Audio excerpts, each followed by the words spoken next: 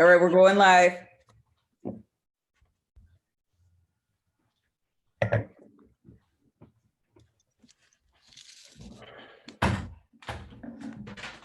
Boom. All right, we're going live.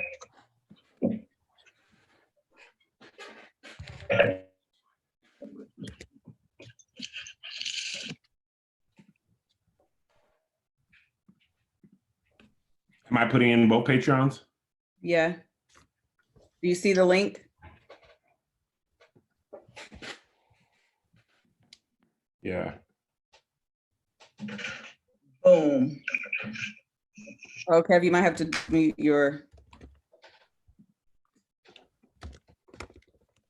YouTube. Catherine, can you share that in the Boo Hive? I think your notification sounds are still on. Thank you.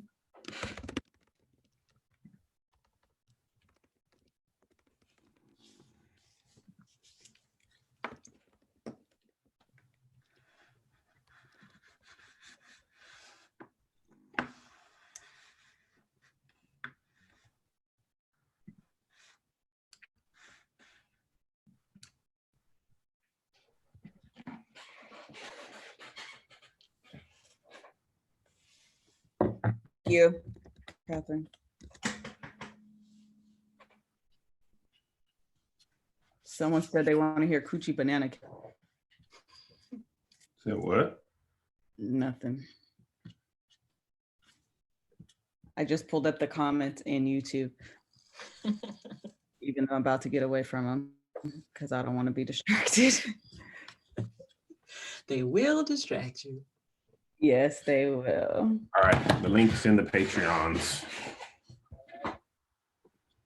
How long do you let them stream in? Just a couple minutes? Wait, what? Yeah.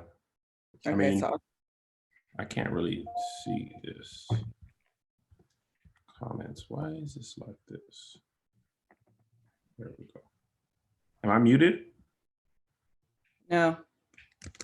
Oh, y'all were just laughing quietly.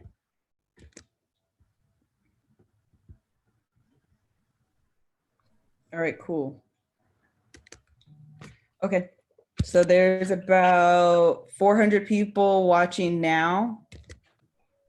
I will wait till like 6:03 and then we can start. Cool beans. Got my glass of wine. I'm over here acting real fancy. Got my little cocktail myself. Okay, what you got? You got some water? You know, I got a little Hennessy and Ooh. sparkling water. So it's, That's fancy. That's called bougietto. I know, right? That's right. Little head, little bubbles. Yeah. I'm gonna have to try that. Yeah, it's good. This is supposed to be public. There's a lot of questions. This is the first and only public live, just to show you guys what it looks like. The rest of them will not be public. All right, so, oh, I said 6:03. Well, I'll be a woman of my word and give y'all another 45 seconds. Countdown.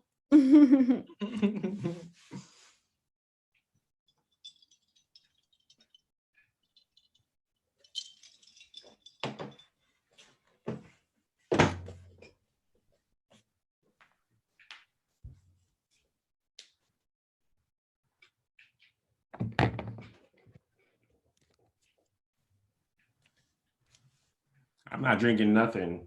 I know, I just said what you drinking. I was wondering. All right, it's 6:03. I'm gonna get started. Okay, hello everybody. Welcome to the very first Love Hour After Dark.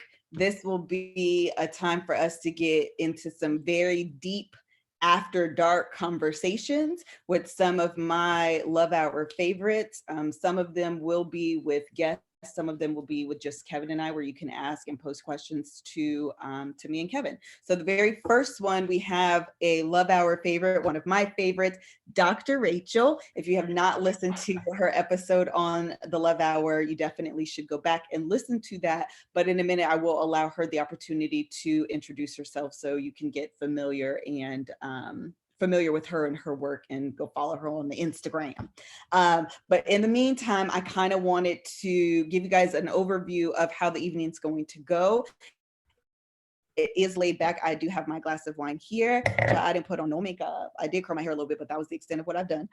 So it's going to be a super laid back conversation. Today, we will be tackling the topic of erectile dysfunction. We do have some questions that we received, and also a voice note. If you have not heard or know, we are accepting voice notes, and I love voice notes because it gives you an opportunity. Number one, gives us an opportunity to hear your voice. But also, sometimes trying to write your question out, you can't always explain as well as you can just say it. So that gives you another avenue to send your questions into us. So make sure that you take advantage of that. In the chat, this is the one and only live that we were doing, or the one and only After Dark that we are doing, that is not Patreon only. This is to give everyone an opportunity to understand what the After Dark will entail, what it will look like, so you can decide if you want to sign up for extra exclusive and early content that we are hosting on KevOnStage Studios Patreon account. With all of that said, because there are over probably 500, it's over 600 of you guys right now in this chat, we understand that we have opened this up to the possibility of trolls. So I'm going to shut it down now. If you troll in this here comments, we have a zero policy, zero tolerance policy to trolls. So if one of your comments has been deemed inappropriate, we have two or three moderators. Catherine is in there, and I'm assuming KB or Angelica are in there as well. I have given them 100% full authority to kick you out of the chat, and that's it. You're just out. So please be mindful. While this will be a fun environment, I do not want trolling, roasting. Let's keep the main thing, okay? And if they have decided that your comment, they just like, you know what, I just don't like what you said, and they kick you out, well, child, that's it. Bye. Just go have the rest of your good evening on this here Saturday evening, because that's it for you, okay? All hearts and minds are clear. Kev, you want to say anything? No. Okay. Dr. Rachael? I think that was pretty clear. All right. So let's go ahead and get started in this thing. I'm so excited. So what we're going to do first is allow Dr. Rachael the opportunity to introduce herself.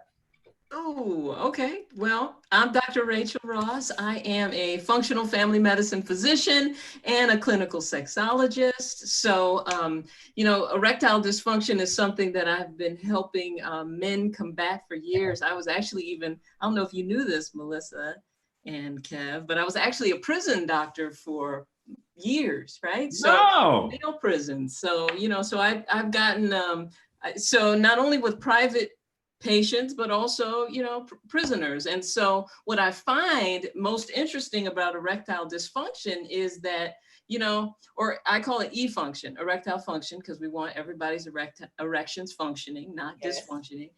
The most interesting thing about it is that it's happening from, 20-year-olds on up. It's 20 years old. Specific. Yes. Believe it or not, 20 years old. My youngest patient ever was 22, actually, because wow, when you think about all the stuff that goes into making an erection work, there's different places that it can actually start to go wrong or fail you, from all the way from up here to down here. So, there's so many different ways to tackle it, and there's so many different age groups that it actually affects. So, for those of you guys watching, I have a YouTube channel too. It's Dr. Rachael. I have it up on the screen there.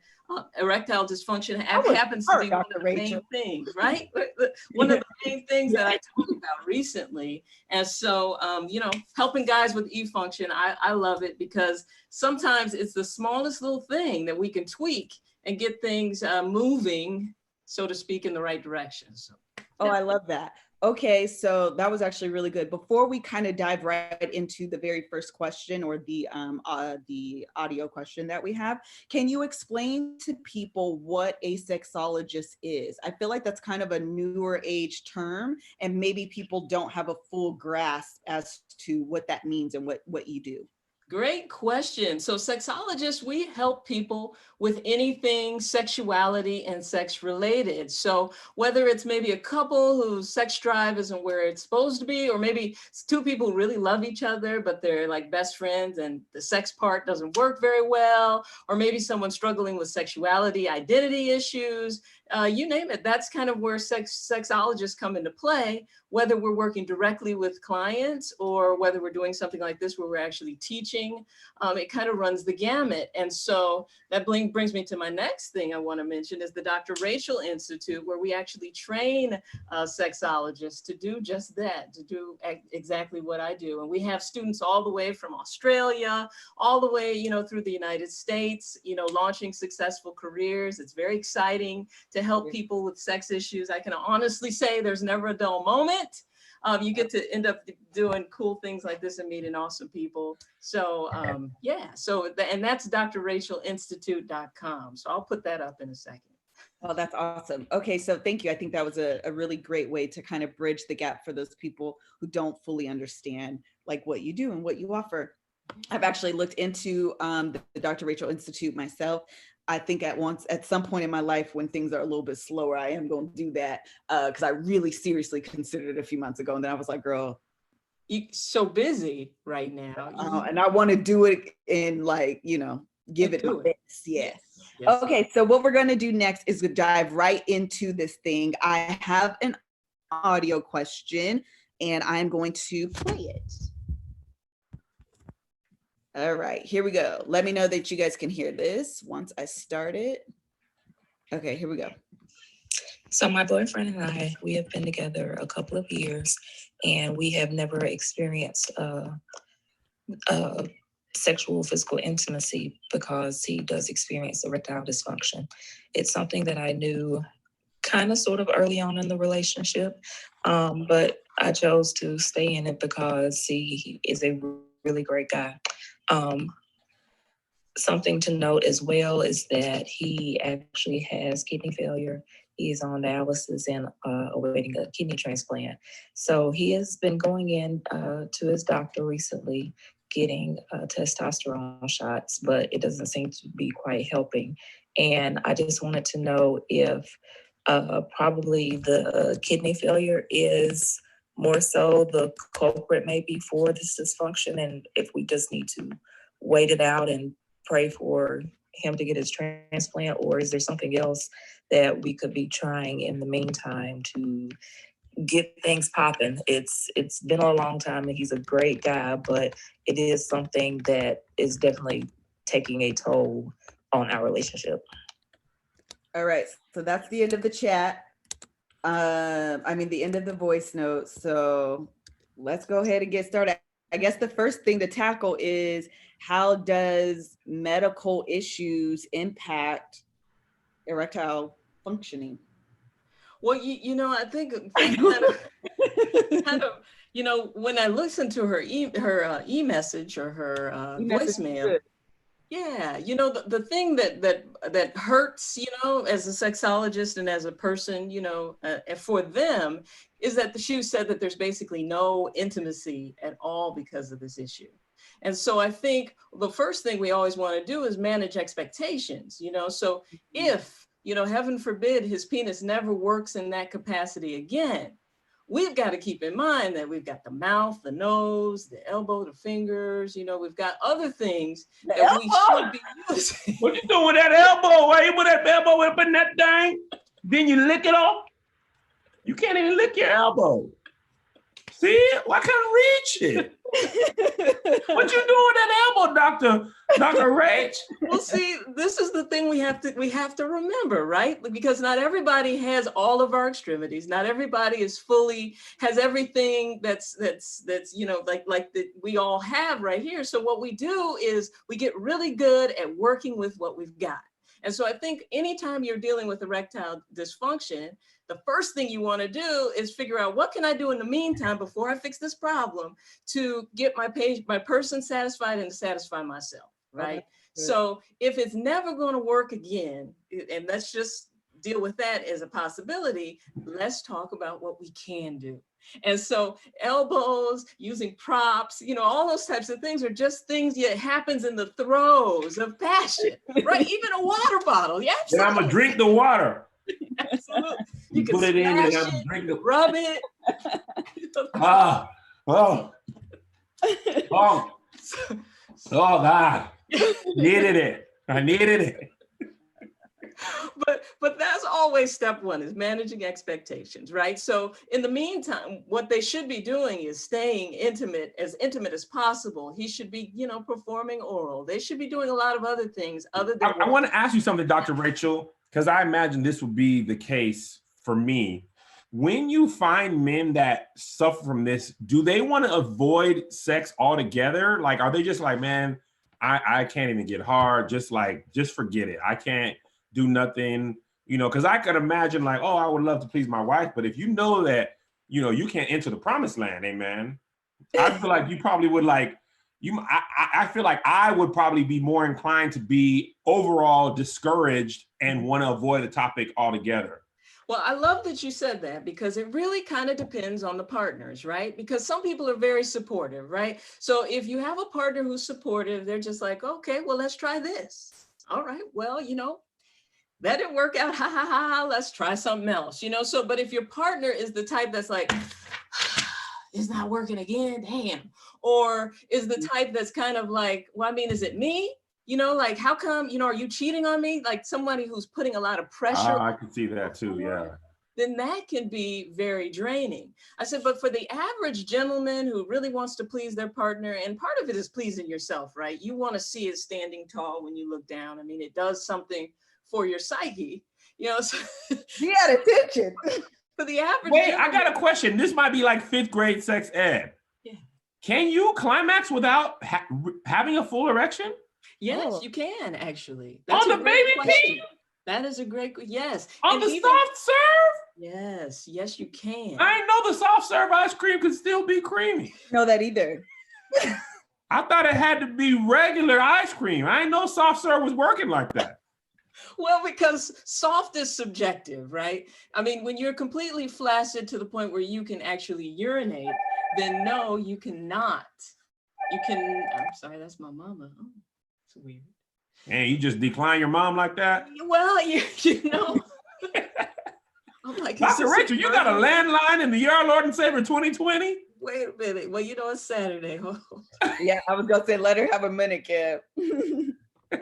Hold on, Mom, at work. Well, I actually wanted to say this while you were checking in with your mom, is that one of the things that I don't remember who it was at this point. I almost want to say it was Emily Nagowski. We were talking about pressure. And so even when you were just talking about your spouse, if they're unaware and maybe they don't offer that support, and it becomes a pressure situation where like, I need to, you know, perform, I need to do this, I need to do that, that builds a lot of anxiety. And that anxiety can also impact beyond anything medical, just the amount of pressure can impact your performance as well. Or like, child, I said it's after dark and I'm still trying to censor myself. But you know what I'm trying to say? Like, it could still impact a man's ability to get hard. Let me just say. Absolutely. Anxiety, performance anxiety is real. And if you, it's like probably having to shoot the game-winning free throw. You're just like, that's right. That's right. Come on. If you've been missing, you know, if you've been missing and keep missing, everybody's watching you. That's right. I can feel like you could have performance anxiety hours before you even have potential of sex. Yeah, no, that's true. You can. And as a matter of fact, what typically happens a lot with performance anxiety is you start to avoid it. You know, you just get to the point, like you said, where you're just kind of like, well, I can't, my psyche can't take that right now. So I'm just going to avoid it. I'm going to either stay out late or I'm going to, you know, so it creates a whole realm of other relationship issues if it's not dealt with properly. So getting back to the medical side of things, when someone has kidney failure, what we know about the kidney is that they've got little tiny blood vessels called microvasculature. And so what we also know about the penis is that the corpus cavernosum, which is like the spongy tissue that fills up with blood when you become erect, has little tiny blood vessels, right? Okay. Okay. And so what it takes for engorgement to happen is that blood has to course into these little tiny vessels, and they have to stay trapped in there. And so what tends to happen when you have kidney disease or blood vessel disease of any sort is that those blood vessels are damaged now, and so they're kind of leaky, so they never really get full. So what typically can happen though is, she said that they've been taking testosterone, which is great. I think every man should know his hormone and his testosterone levels, because after the age of 30 and 35, we start to see them decline. But I've seen low testosterone even in 20-year-olds, is that you need something called nitric oxide. Oh, they have that in Fast and the Furious. Okay. That's what it makes you like, woo, woo, woo, I got it nitrous.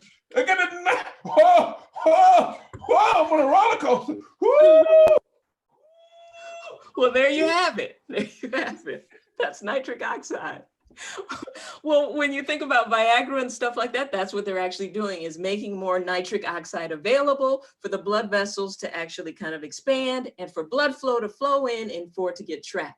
What's happening when you have kidney disease or vessel disease, whether it's diabetes that's been going on for a little while or whatever, is that those blood vessels aren't as functional as they could be. And as a result of it, you end up with erectile dysfunction. But what we find with men who have kidney disease, sometimes what works is if they, instead of injecting testosterone, if they're actually injecting a dilator, a vasodilator, which is going to open those blood vessels into the penis tissue, then they can actually have more blood flow, because we're actually taking the nitric oxide and forcing it right there to the penis tissue. Oh, I get it. I get it. Wow. So the way you're describing it almost sounds kind of like the mechanics of like a car engine almost. You know, this part's not functioning correctly, so we're gonna make some adjustments and kind of divert the flow of blood so that it can be not necessarily functioning properly, but functioning in a different way.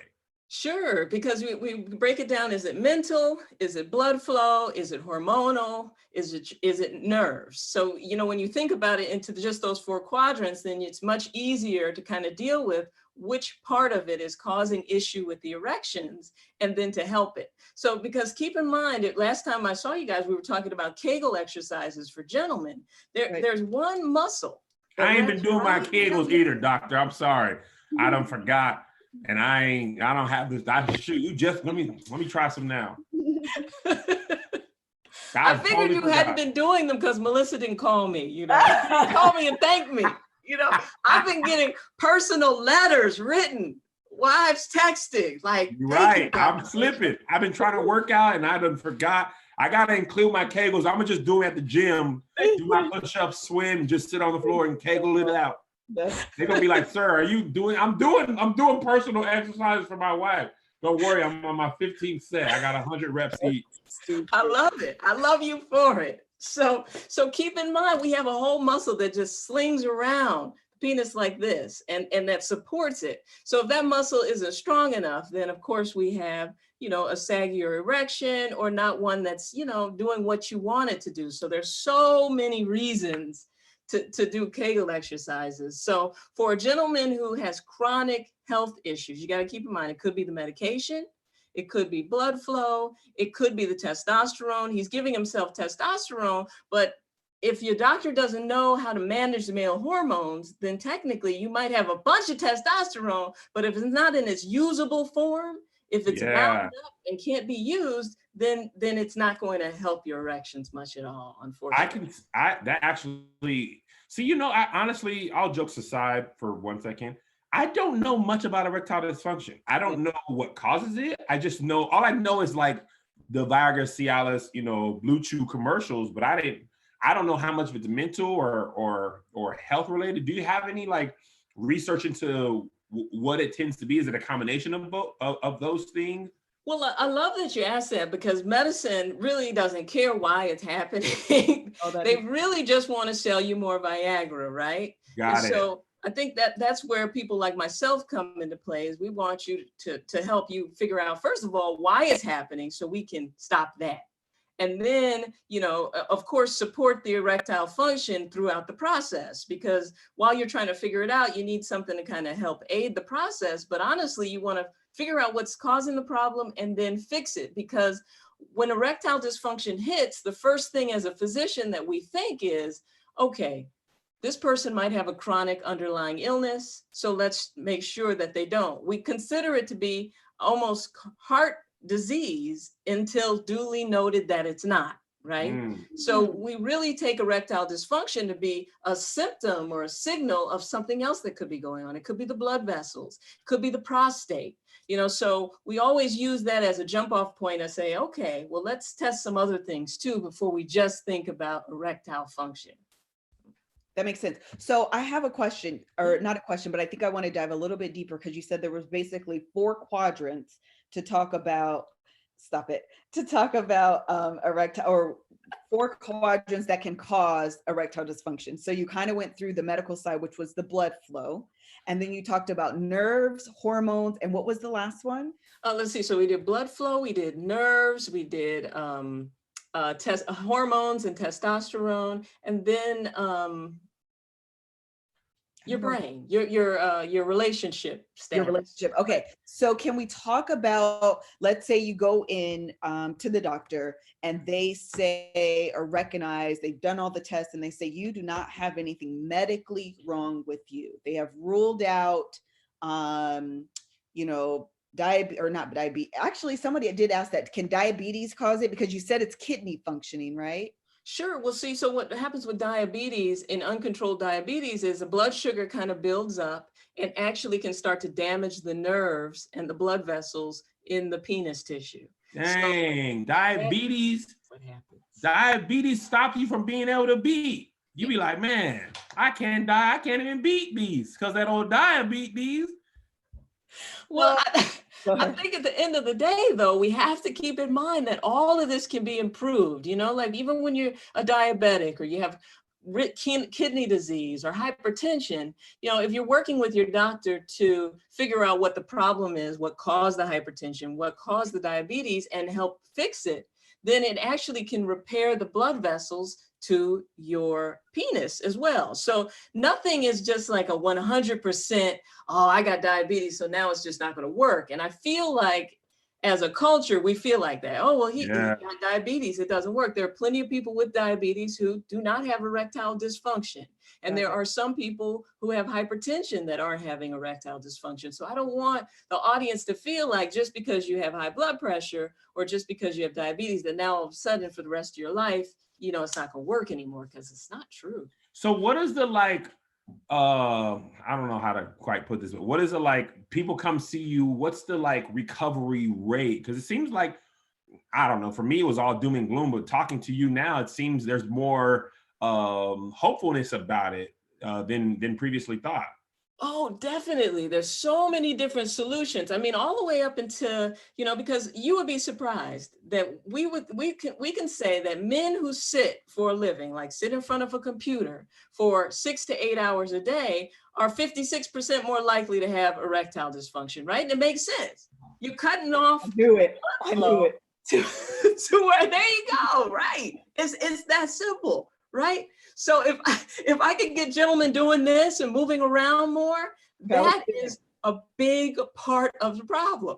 Yeah. You ain't said nothing but a word. I ain't even know. I ain't do some squats too. Do some squats. Get the blood flowing down there. There we go. So yeah, so it's ain't nobody told me, Dr. Rachel, I'm trying to be still for the episode. I ain't know I was messing up my peen. Yes.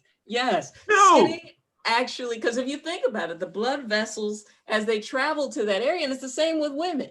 You know how you sit for a little while, you've been sitting for 6 hours, you're like, my butt is numb. Right? Yes. Same thing. It'll cut off all of our blood flow.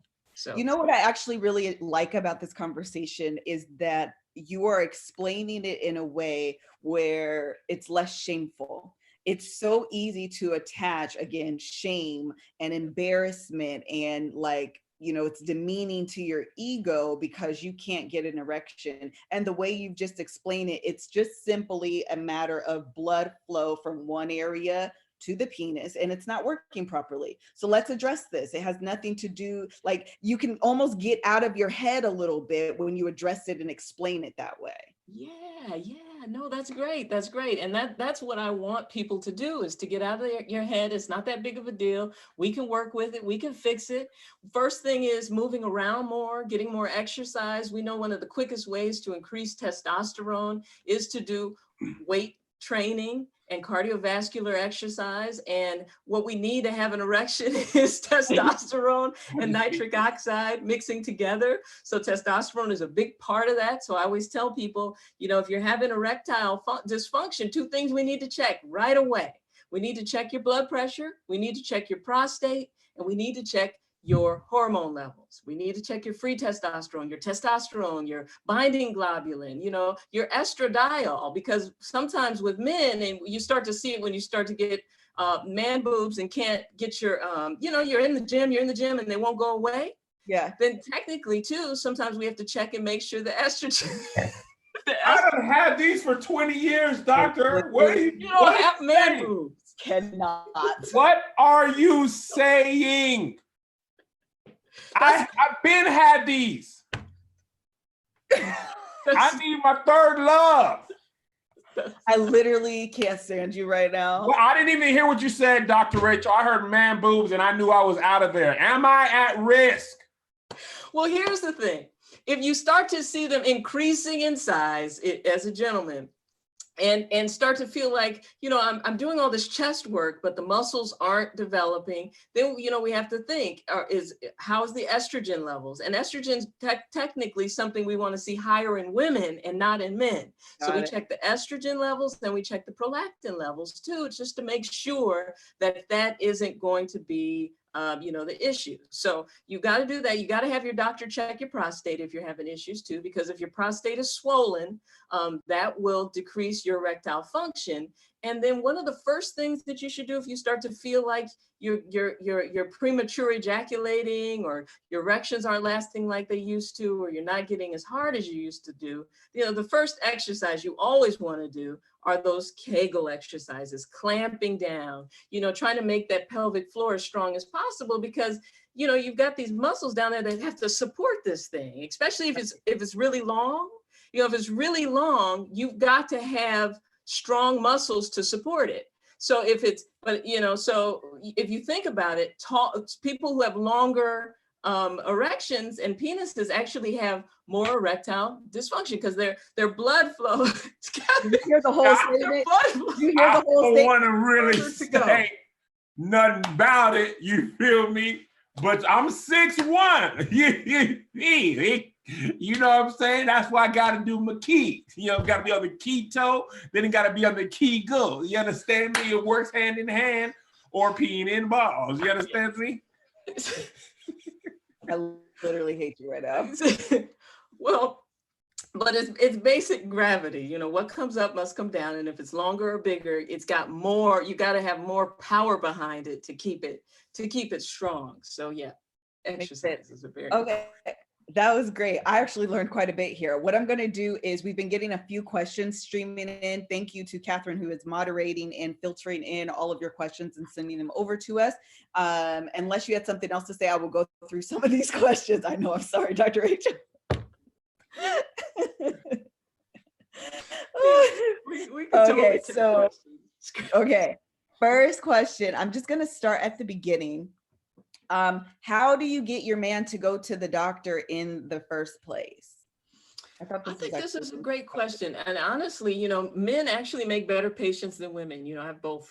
And guys, once they get to the doctor, they do a really much better job of actually following what it is that we tell them to do. So, you know, honestly, if you talk to your guy and just kind of tell him, you know what, I love you, you know, and we love you. We got a family here, or you've got this situation. We depend on you. So I just need you to go get checked out and make sure everything's okay, because we don't need any scares. And I think when you talk like to that. people, As a man, I was just thinking how self-conscious I would be if I was struggling with this. And the way you just phrased that, we need you caters to the patriarchal provider in me, and somehow just stroke my ego. Therefore, I can get better so you can stroke my shaft. that's right. That way of phrasing it is like, I could see myself being like, okay, you know what? I can see that. I want to be there for you guys. You know what I mean? I feel like that would work a lot for me, at least. And I Yeah, think the other notion that it could be associated with another underlying chronic illness that's really serious, actually is a connection most people would make. I think most people, they would assume that this is something that you really should, potentially be embarrassed about, or it is a mark on your manhood. I don't want to be with no man that can't, perform and get it up and all that kind of stuff, not realizing that maybe this is, again, an indication of something deeper and more serious, instead of just like, he's a broken man. yes, definitely. And I love that both of you said there. Absolutely. And I think too, we can use, and so it's tough, right? Because every now and then you have a girlfriend or someone who is dating a guy who's obviously not attracted to her. And because of it, his penis never works. So I think the difficult piece becomes trying to differentiate between somebody who's just kind of not really into you versus there being an issue there. And I think that's the difficult piece. And I always tell ladies, you have to pay attention to who it is that you're dealing with, and you find more cues outside of the bedroom than you do inside of it,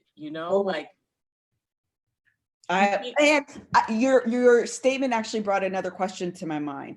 What do you say to those women who maybe that, sexual intimacy is something that's really important to them, and they are trying to hold on to God's unchanging hand, but maybe this man is hard-headed, not going to the doctor, or hard-headed, soft penis. Yes. Or, things just aren't responding to his body in such a way that it's, working, like the medication's not working, the pills aren't working, and she's struggling because sex is something that's important to her. Like, what do you say to that woman? What are things that they can do outside of P and V? P and G. Liz, you better stop being daylight. You gotta be after dark. Oh, sorry. Got it. Okay. Well, I think it's a super valid question, and I probably get that question from a listener or viewer of mine probably once a week. I like this guy, he's great, he's a great provider, but the sex is terrible, or he has a really small penis, or so on and so forth. What should I do? And I think that there's two things here, right? You'll talk to some women who are like, wow, one of the best sexual experiences I ever had was a guy who had a small penis, right? So I think sometimes, men who have smaller penises and have to compensate and maybe can't last as long, they have to get their swag up in other ways. Absolutely. They can't be super nice. They can't be, texting right back all the time. They have to get some mystery and some chemistry out there in other ways, right? They gotta be great at shopping, or great providers. You gotta figure out how to compensate. Better know how to eat that cat. You better tame it to where it's like just meow, meow. That's right. And then don't call it back the next day. You understand me? That's right. You better be triple double. If you can't score 20 points, you better have 10 rebounds, 10 steals, 10 assists, 10 blocks. Affect the game in a different way. Dominate. That's right. Because if he's timid and it's not working down there, then it's never really going to work out. But if he recognizes the shortcoming a little bit and compensates in other ways, with his mouth, with props, with excitements, great trips. With the elbow. The elbow, that's right. The kneecap, there's all types of things. Yeah, girl. You don't even know. You get that elbow on that mons pubis, that mons likes a little action on that mons. You right on the top of that mons. What do you think about that? That hook. Be on top of that clitoral hood. Just rub it out so. I'm so angry that you know the actual like clinical medical. Hey, that much. See, most men just want to go ram in the bush, ram in the bush, ram in the bush, ram in the bush. There's a whole area that needs to be attended to. Sometimes the outer wall of the city, amen. You always trying to bust in the city. Sometimes you got to go around the outer wall. What's up with them outers? What had them outers?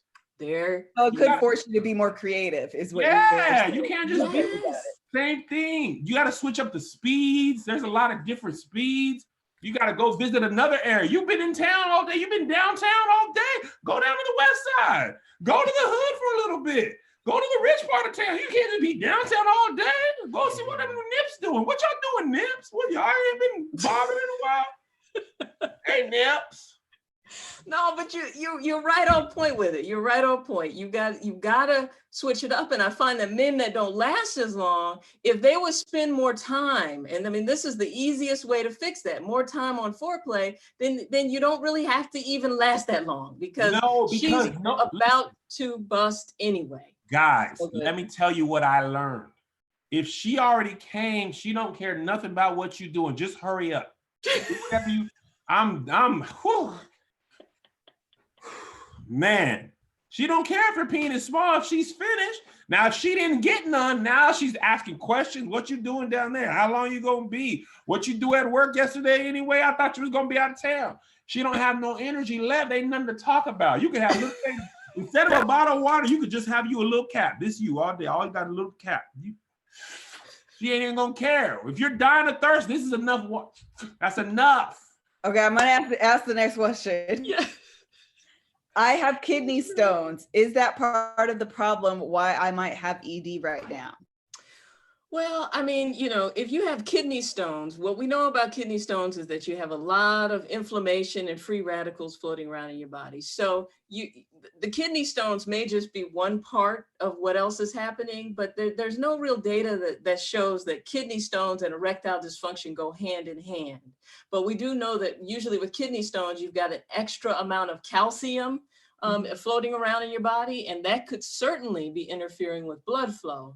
So yeah, absolutely. And I think, you know, if you follow me on YouTube, you'll know I talk a lot about some of the herbal remedies, you know, that we can use instead of Viagra and things like that.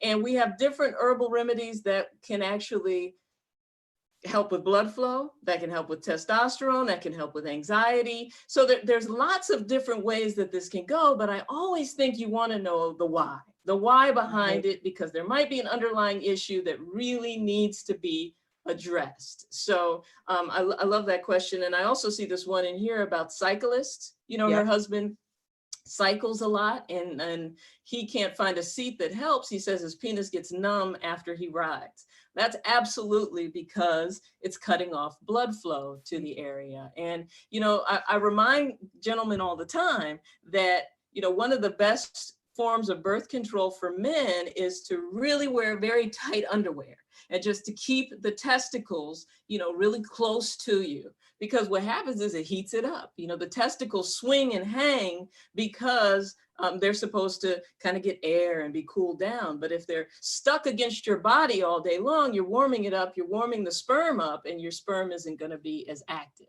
So we have more infertility with men in these recent years than we've ever really had. And it's because of blood flow. It's because of our cell phones. You know, you keep your cell phone down here, you know, your boss comes in, you're hiding it under the table, right on the jewels, right in the area. So, you know, you got to be very mindful about what you're exposing yourself to. Absolutely. So wait, hold on. Putting your cell phone near your balls and that vibrating in those radioactive waves can affect your sperm count? Yeah, so it's not even the vibrating, but actually, so say for instance. Sometimes, Dr. Rachel, I ain't gonna hold you. Sometimes you forget it's down there, and somebody texts you, you be like, "Oh, I forgot. I kind of like that. I didn't even know. That ain't even usually my thing. I ain't know." Sometimes I be on the road, Dr. Rachel. You got to get creative, man. I can't. I love that. But if you're going to do that, if you want your phone to vibrate and help you out, just turn off the tower part of it. Because what's happening is as your cell phone is trying to connect with the towers, it's constantly letting off all these electromagnetic fields. And the issue becomes like, say you're in an area that has poor reception, right? So that phone is working harder and harder trying to connect more electromagnetic fields, and that type of stuff can actually damage sperm. So you've got to be very mindful about the environments that we put our body into, the stuff we eat. You ain't said nothing but a word, Dr. Rachel. I'm mad I didn't know nothing about this earlier. Stupid. They should put signs up about it, right? Man, you messed up your balls. Wait, for real, let's ask a question though. So boxer briefs, boxers, what should we be wearing? Well, I mean, I think it does depend on preference. I mean, and for you, you guys have a nice group of boys, and you probably don't want to have any more right now, or I don't. Okay, looks like ever. Ever. So for you, you can keep them right up there. You know, like you can wear tighties, you can wear bikinis. You know, it's all. But for a guy who's just starting out, count, or is this erection? This is sperm count. This is for fertility. Oh, okay. That's not necessarily. So let me ask you this: when you're talking about that, is when you come as a man, is there less sperm in the ejaculate, or is there less ejaculate overall? There's going to be less quality sperm in the ejaculate. But not necessarily less ejaculate. Yes, because when we're looking at ejaculate, only a small part of it is sperm. The rest of it is like glycosaminoglycans, fructose, zinc, manganese, you know, so it's got all of these other little chemicals, and sperm is just a small part of it. So the rest of it is just, you know, the stuff that makes it the kind of milky white and mucousy, but the tiniest part of it is a sperm. See you, Melissa. What are you drinking, girl? The cat was on. Oh, dang. Splooge is not her favorite topic. Man, that girl, I ain't even had none. She is out here tonight. I'm gonna put the kids go to bed. It's 6:45. What I say? Go in your room, headphones on, earmuffs.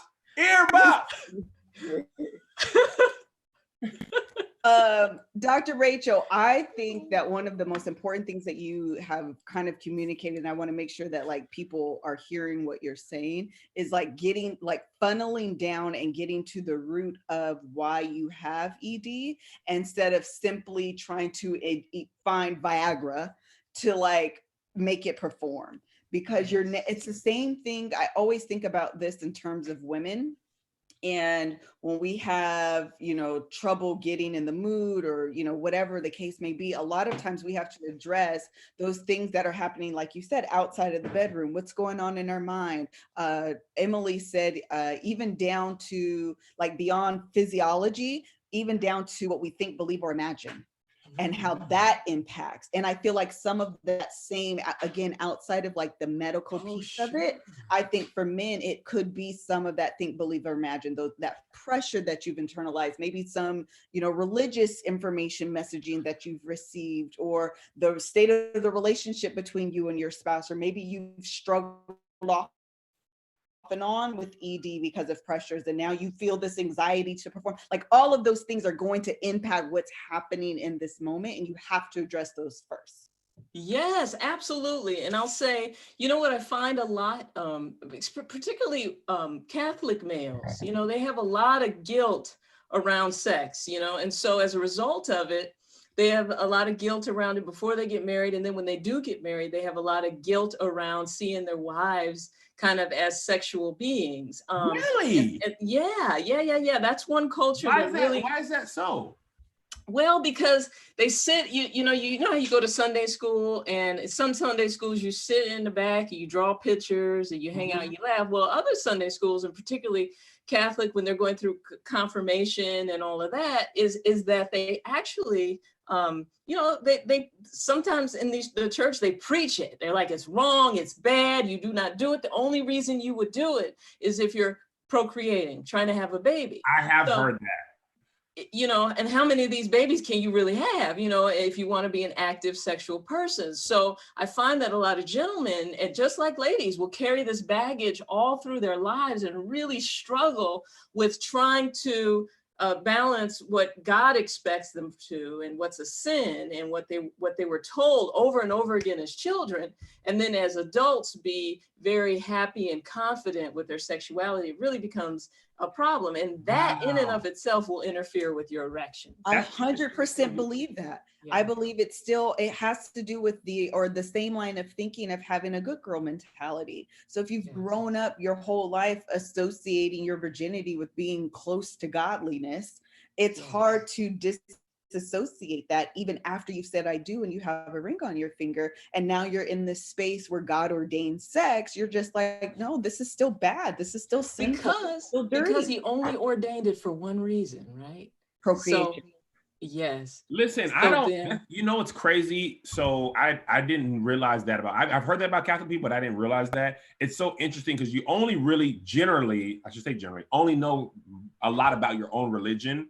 And what's interesting in the Black church, in my experience, the women, they accept a lot of this shame, but men do not. You know, it's not, there's no, like, even if this guy got this girl pregnant in this church, the girl is seen as bad and wrong. That's right. Even if the pastor gets the girl pregnant, even if the pastor gets the girl, it's always the woman who is the wrong party in that. She wears the scarlet letter. He wears the scarlet letter. And that letter is H. And that's really unfortunate, but HOE. Yes. Yeah. Because even when man has sex with 100 people, he's not a hoe, he's the man. Woman has sex with 10 men, she's a hoe. It's not even the same ratio of men that makes it.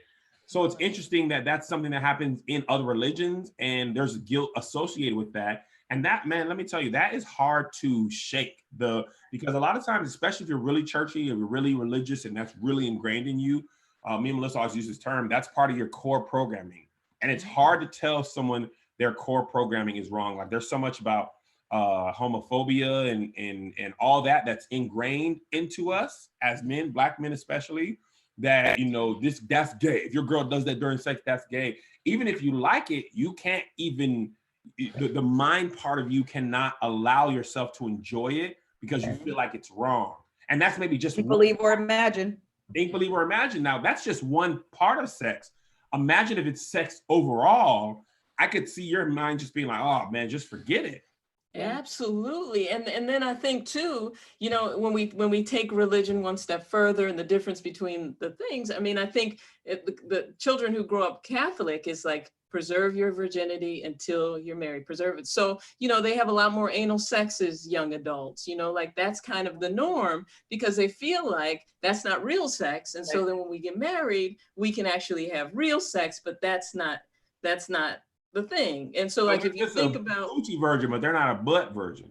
Well, exactly. So you have to have these conversations with your kids about what sex really because is. they're just trying to not get pregnant. That's right. Exactly. They're trying not to get pregnant. They're trying not to sin. They're trying not to, you know, there's all these things they're trying not to do, and anal becomes the thing that they gravitate to besides oral, you know, when they're kids like that. But wait, do they develop, are they more likely to be into that as a result? Well, I think, you know, the most public case and, you know, rest in peace, Kobe, you know, I think that was tough for us all week. You know, every person has been tough. But remember when they accused him of rape, the thing was she agreed to have sex with him, but she says she didn't agree to have anal, and he did anal. But Kobe is Catholic.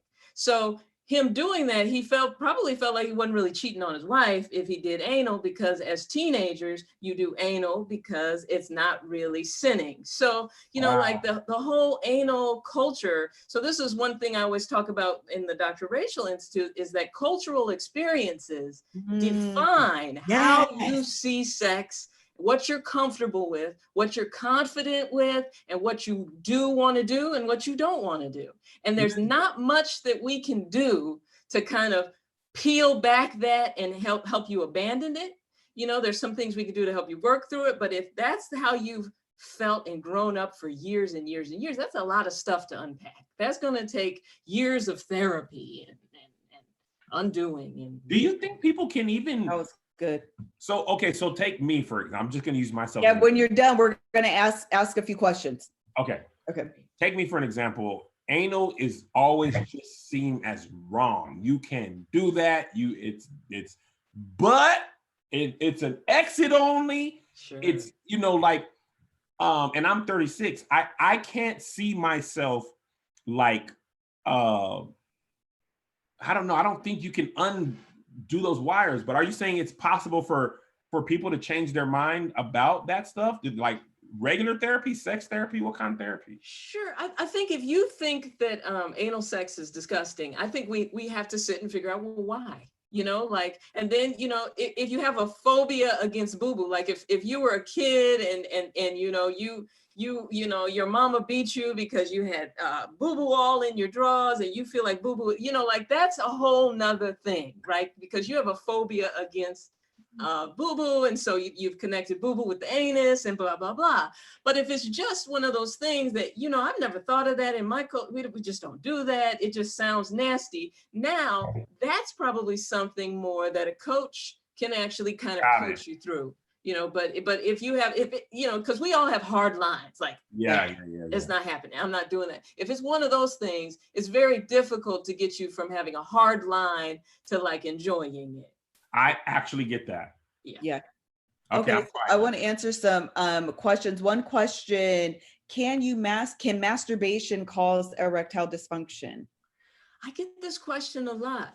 So no, masturbation is not going to cause erectile dysfunction. You know, I think what people are thinking is that you've just kind of worn it out and now it doesn't work, you know. Yep. But I think what it can do is desensitize you to certain things, right? So if you're used to your hand all the time, then someone's vagina isn't going to feel quite as good. If you're doing it so much, then you're not going to be as sensitive or responsive when somebody touches you. So it can change your experience with sex, but it's not going to necessarily give you erectile dysfunction. That's a great question. So how much is too much? What is that? How much is I literally do not answer this question. What if you're usually just really soft with yourself, very light touches? For people, Dr. Rachel, I mean, it's not like people are on tour and lonely in hotels 3 or 4 nights out of the week. Just anybody could be this way. Yes. Well, I always say, if it's interfering with your life, if you're late to work, if you're late for your partners, if it's taking to the point where you're engaged in risky behavior too because of it, like, okay, you're about to be late, but you would rather hop out to the car and do it real quick. You know, those are the types of things where we're saying, okay, now it's becoming a little excessive. Right. And we probably need to talk about ways that we can slow it down and maybe even stop for a little while. It's kind of like fasting from sugar. You know, you fast for a little bit and then you can kind of work it back in. Okay. So here's the question. I know I'm jumping the gun, right? Somebody said this: why masturbate in a committed relationship? Oh, there's so many benefits to masturbation. Oh, tell us. First off, for ladies, studies show that women have higher sex drives when they actually masturbate. And if you think about it, it's like this, you know, you as a lady, you're busy, you're working, you're going to the grocery store, you're picking the kids up, blah, blah, blah, doing what you do. Last thing you're really thinking about is your clitoris, right? But if you have a friendly reminder throughout the day from the night before, like because, you know, you played with it, so it's a little sensitive, or you play with it so it's dripping a little bit. So it's a little reminder that it's there. So it just kind of makes you feel more sexual. It makes you feel more like, I would love to do that again. So actually playing with yourself kind of keeps it from falling asleep. It kind of keeps it from going into a coma. Wake up. Hey, get up. Hey, get up. Get up. What are you? Wake up. And actually, one of the exercises we do for premature ejaculation is, you know, actually entails you masturbating to a certain point where you can actually learn how to control it, then masturbating a little more, learning how to control it. Is that called edging? Subside and then going back. Oh, we just learned that. Pardon me? Is that edging? Yeah, that's exactly right. That's exactly right. And you know, so if you ever really want to become that person who lasts for hours and can, you know, do semen retention and all these great things, you know, you do have to practice. Semen retention lasting for hours, that's just a lot. That is a lot. And I'm sure Melissa would agree that she does not want you to do all of that. I do not. I can see her looking down like. People Let me find another question, and then people are going to want me to ask questions from my email. I really didn't get that many, and so I kind of lumped them together. But if you have something specific that you want to ask, and maybe you're not comfortable sharing it in the YouTube chat, feel free to email me at info@thelovehour. As a matter of fact, I'll rename myself to Kev. Rename yourself to the Patreon so people actually do a commercial, Kev. This is on the Patreon, KevOnStage.com. Patreon. This will continue to be only for the Patreon. After today's episode, I think you said twice a month, Melissa? Yes. Patreon.com/KevOnStage Studios, or just go to KevOnStage.com. You'll also get new shows that are only exclusive to Patreon in case you missed it. Too Hot for TV, Slept On with Doughboy, The Gonzi Tape, Spoiler Alert with me and Doughboy, and whatever new shows we have. And everything that you already see on YouTube will stay the same, but all the new shows that we get when we move into our new office this week will be on Patreon only like this. For as little as $5, you get all this and more. Okay, thank you. So I just renamed myself to hello@thelovehour.com. If you have questions and you don't feel like we've covered them in this session thus far, feel free to shoot me an email, hello@thelovehour. I have my phone here. I will be looking at them. I want to ask this question because it comes up quite a bit, actually, and that's about diet. Do you think that there are things we are consuming that can affect, and maybe the question is, not to the extent that it contributes to hypertension, because that seems like a very obvious connection, and maybe that's what we're asking.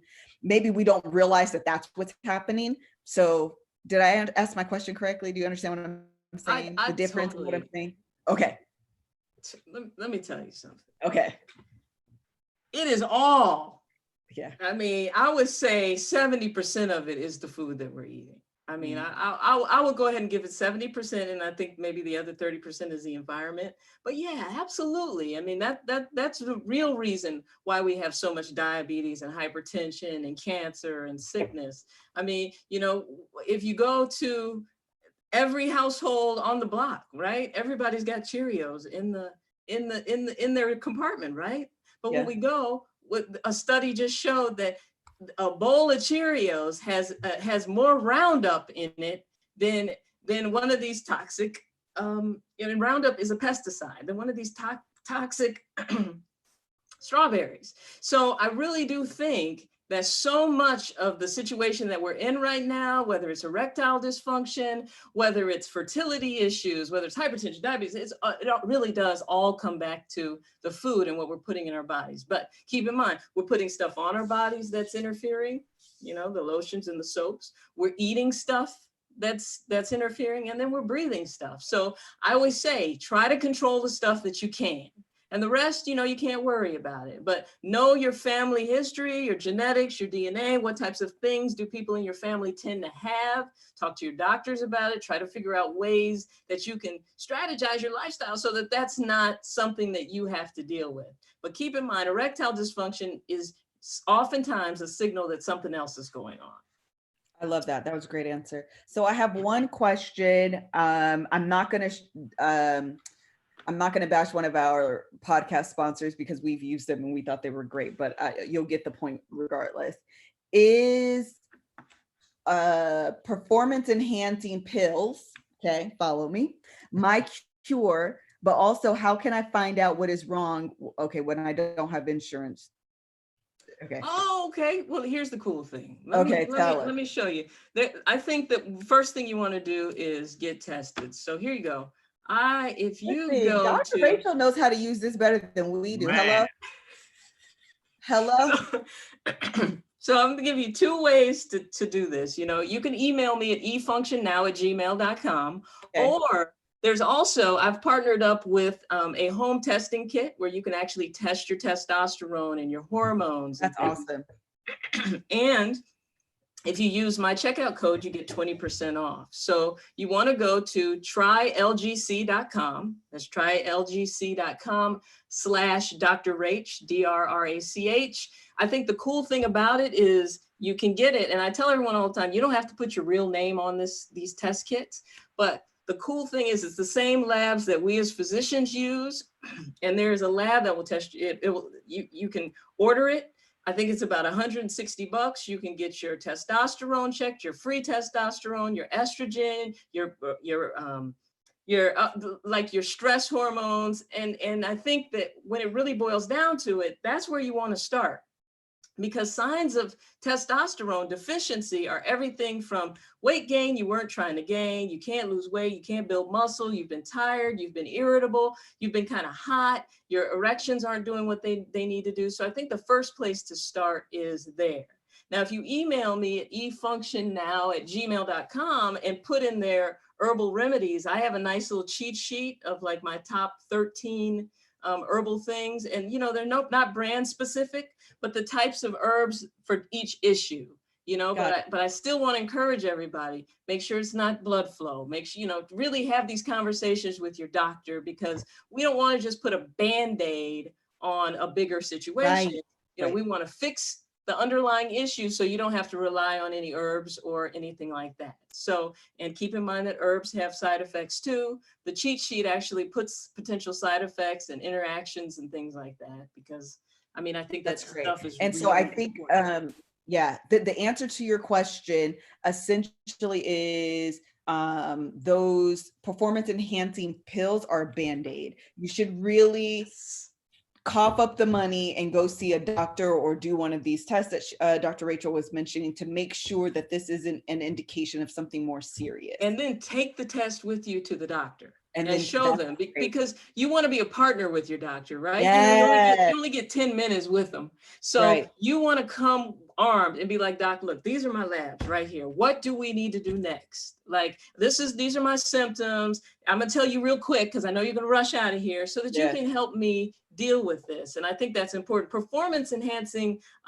pills and herbs and things like that, they have a place, because a lot of them really come from good science, because that's what Viagra did, right? They mimicked one of these performance enhancing natural products, and they patented it, and it works fairly well for some people. As a matter of fact, Yohimbe works very similarly to Viagra. We were using Yohimbe before Viagra even existed. So keep in mind that this stuff really kind of does work, but they do have side effects. They can exacerbate an existing medical condition or make a medical condition worse, and that you should only use them if your doctor says it's okay to use. Makes so much sense. And that's why it's important to go see your doctor. Great. That was a great answer.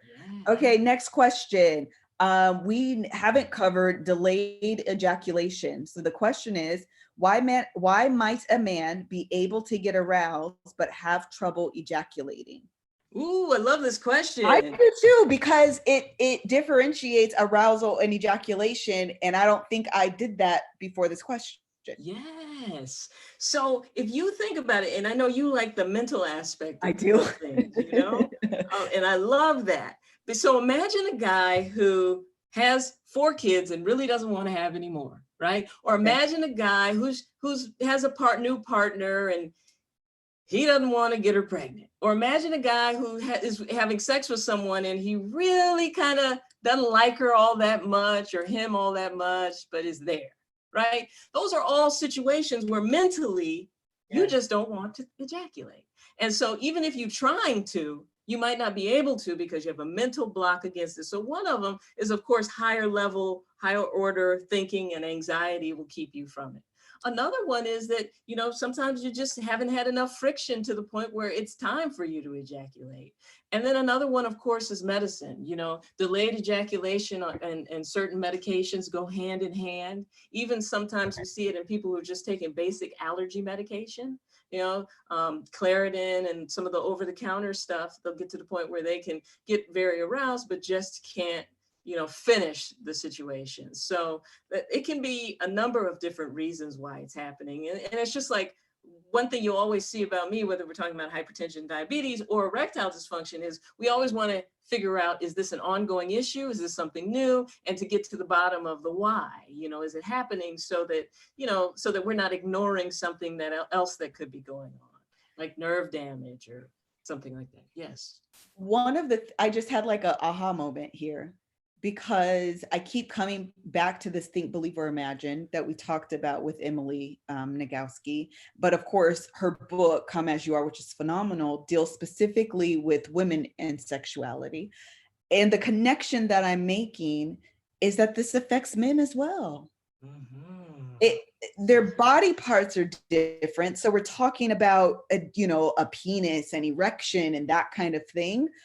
But the same thing, whatever's going on up here is going to affect these organs. And I just never had thought about it for men as well. For some reason, I associated the physical stand at attention with immediate arousal, or not, no, that is arousal, with like immediate, I can like move forward and get it on, and but, or no, that's desire and arousal. Child, I just got mixed up. But you understand the point that I'm making. I associated the man standing at arms with like, we're ready to fire, ready, aim, fire.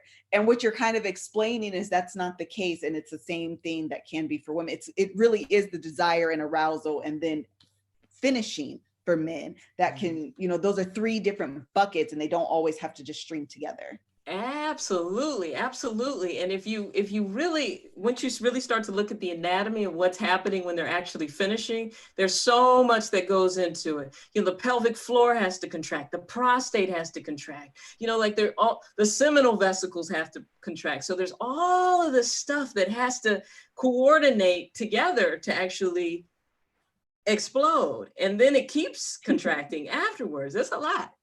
That's why afterwards, and the women be trying to touch you. You be like, leave me. I'm very much sensitive, please. Don't touch me. No, definitely. So I'm glad you said that, because I think women get into the habit of thinking that men are just sex machines, right?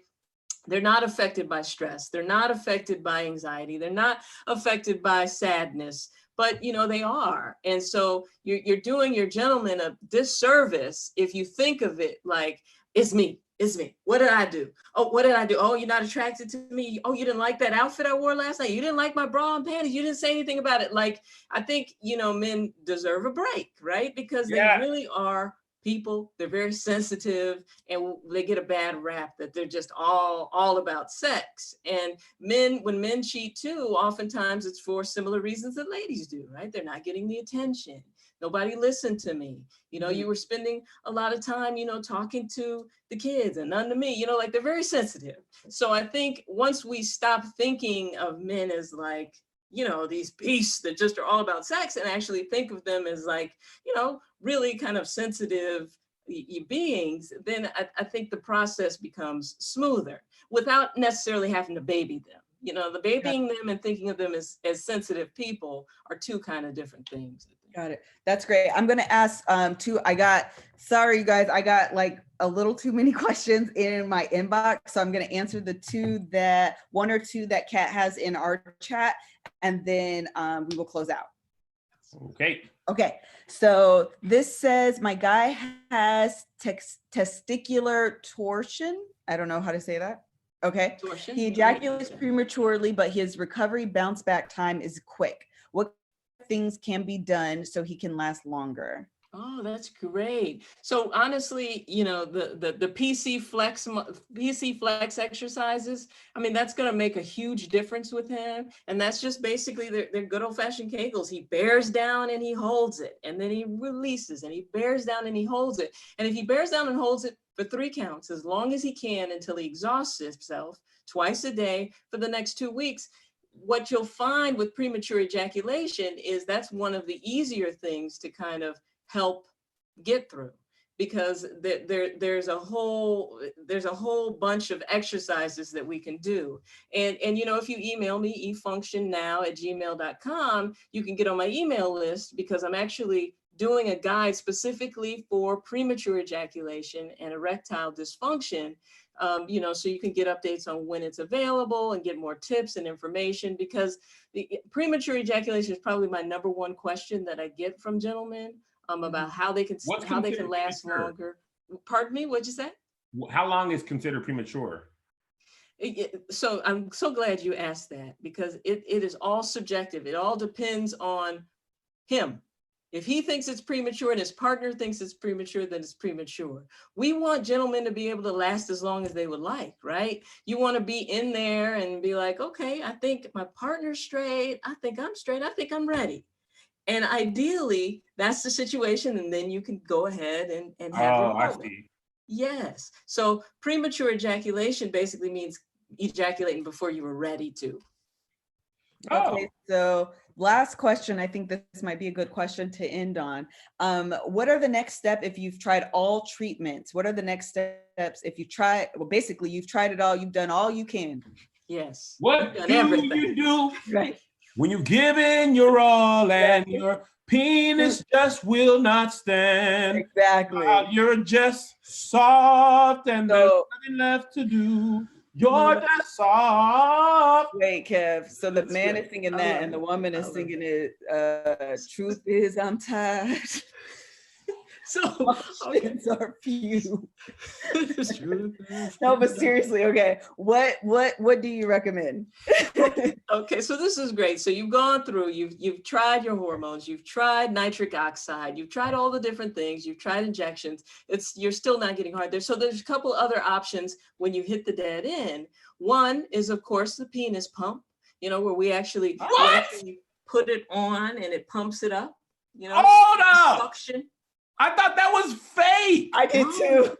It's great. It uses suction to kind of draw blood into the penis, right? And once it gets in there, you put your cock ring on and lock it in there, kind of like a little bit. Lock it up. You put your penis in a headlock. Yeah, basically. And it traps the blood in there. And then, you don't have like a super hard, tall erection. It's more of like an erection that's like this. But then it actually gives you some stiffness and rigidity so that you can penetrate. So you manufacture that erection. Pardon me? You manufacture that erection. That's exactly right. That's exactly right. The other thing that you can do, it works. Yeah. And it really does work very easily, and they get very large and full, so another part to that is I don't know where he's going. I'm so nervous. I'm worried. Don't worry. The other piece to that is if the pump, you've tried the pump, the pump will work. But the other piece to that too is if it absolutely cannot get hard, there's something we call stuffing, right? Which is basically where you stuff your non-erect penis. What is that? This is a snug tugger. We got this from that couple, Liz. Remember that box? Yes. The snug tugger. So this is a cock ring, right? This is. I didn't know. There you go. That's why it's still in the package. I never used. I ain't even know it. It constricts and keeps the blood locked in, right? So you wait to put that on till you're 100% erect, as hard as you can get, and then you put that on there. So it's great. Then the other option is surgery.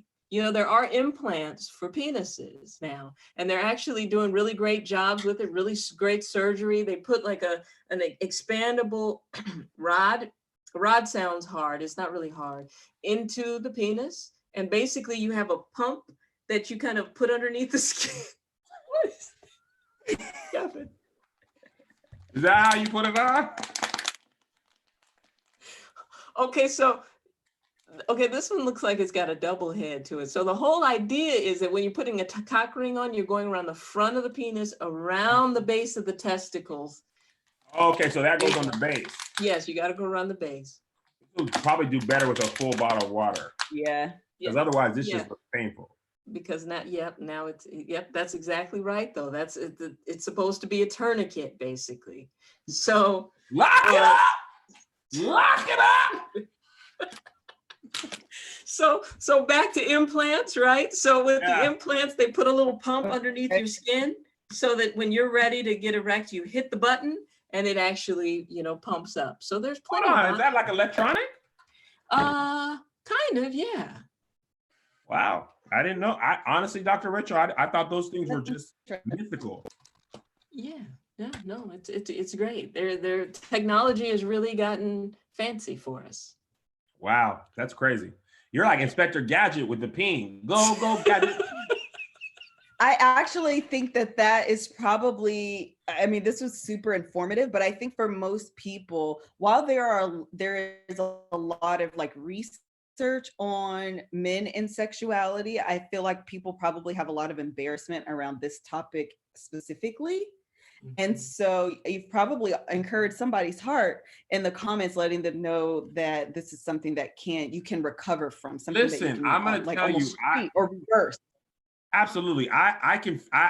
Again, and this isn't to like brag. This isn't something I've struggled with, but I did have a fear of it because I'm like, man, that would like literally be the worst thing ever. And I had so much like preemptive fear about it. And now talking to you, it seems like you treat this as if, you know, like you have a broken arm. You know, we know, okay, you get this, you have surgery, you put it in a cast, and after 6-8 weeks, and you do, you know what I mean? Like everything else seems to have some sort of process to recovery. But for this, it was just like take medicine, and if medicine doesn't work, then you're out of luck. But you have literally given us so many different options for treatment that it doesn't seem so daunting anymore.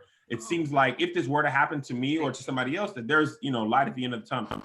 No, that's great. That's great. And that's the goal here. I want everyone to know that there's always options. There's so many different ways to look at it.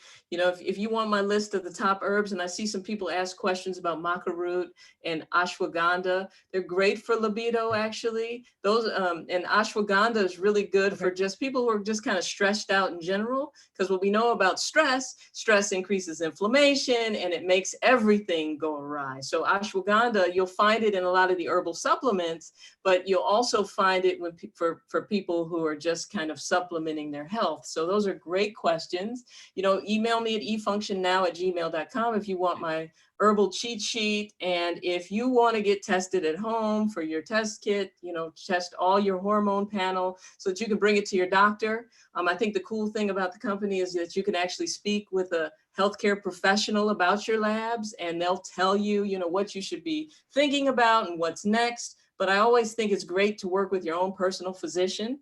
And, you know, you can get 20% off if you put in Dr. Rach.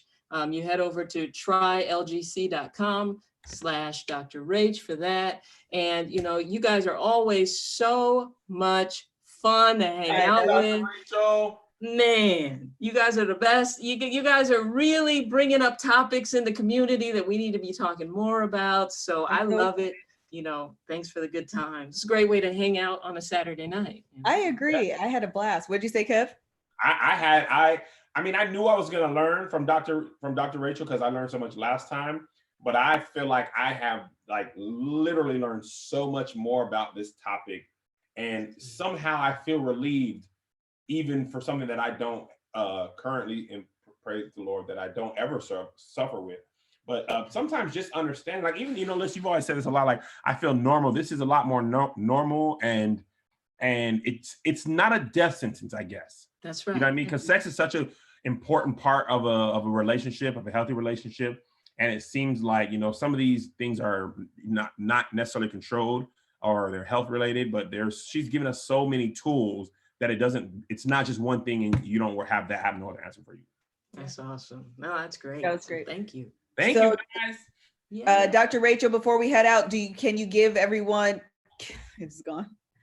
Can you give people your information where they can follow you if they're interested in joining the Rachael Institute, Dr. Rachel Institute, and all of that information? Sure, yes. Follow me on Instagram at Dr. Rachel. Just make sure you spell Rachel right, DrRachel. If you want more information about the Dr. Rachel Institute and how you can become a sexologist, head over to drrachelinstitute.com.